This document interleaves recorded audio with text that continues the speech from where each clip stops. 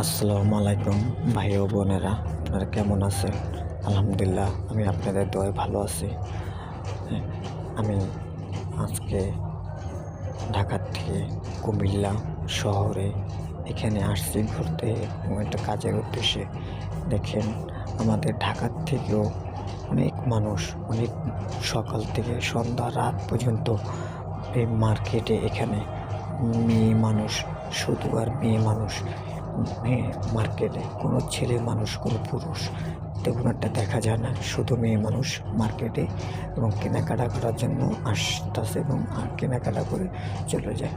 মানে মানুষ এতটা পরিমাণ মানুষ, মানে দাঁড়ায় থাকা অসম্ভব। মানুষ ধাক্কায় মার্কেট করে এবং হাঁটাচলা করে, মানুষ এত পরিমাণ কীভাবে আপনাকে বলবো, বুঝাতে পারবো না বলে, যে এত প্রচুর মানুষ কুমিল্লা মার্কেটের এখানে এত মানুষ। এখানে বেশিরভাগই মানুষের কাছ থেকে শুনলাম স্বামী, ভাই, বেরাদার, আত্মীয় স্বজনেরা প্রবাসে থাকে।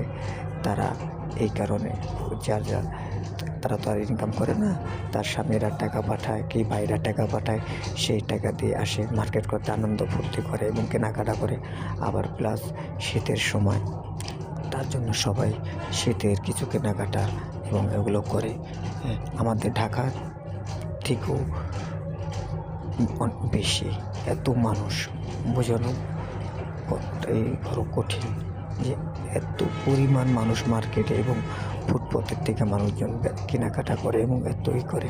আপনারা দেখে কমেন্টে জানেন। সালাম।